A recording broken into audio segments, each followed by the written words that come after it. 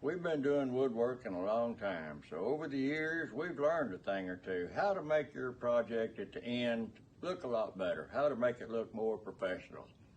So today, if you're into DIY or do-it-yourself home woodworking projects, hopefully we're going to help you out with some sanding tips.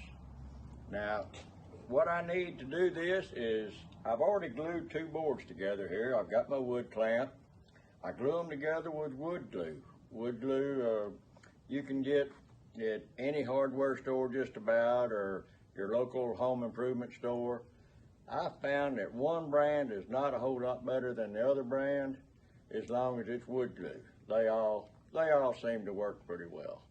So through the years, I hear a lot of people say, how do you get your seams so good? Well, today I'm going to show you some sanding tips that's going to help you out with that. So I've already glued two boards together here. I'm going to take the clamp off, and I can still see the seam down through here. Once your finished project is stained, or however you're going to do it, you can see that seam, and that don't look good in a piece of furniture or whatever it is you might be building. It just doesn't look good. It doesn't look professional. So today, I'm going to take that seam. I've already glued it together. The board is together good. And that seam, I can still see a gap. I don't like that.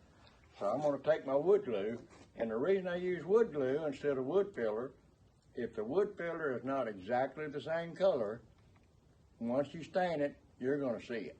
And that won't look good either.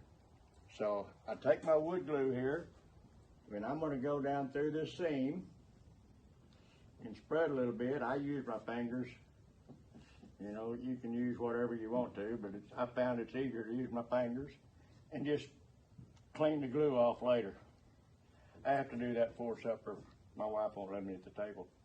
Now I've gone down through here, and where I can see the gap, I filled it in, and I filled it in everywhere in case there's a gap there that I can't see.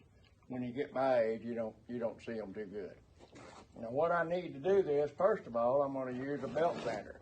I've got 40 grit sandpaper on this belt sander, and that's going to leave some lines, but we'll take care of that too. So I'm going to go through here now.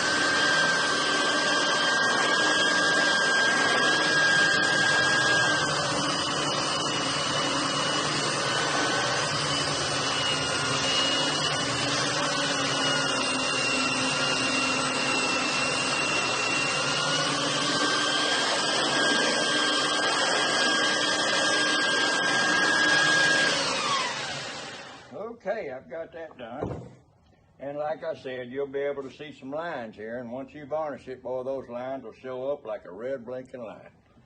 And you don't want that. So I've got an orbital sander here with 100 grit sandpaper. I'll do a little bit of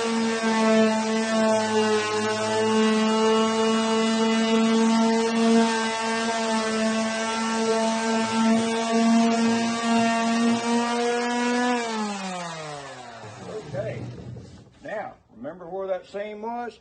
You just can't see it now. That seam has vanished.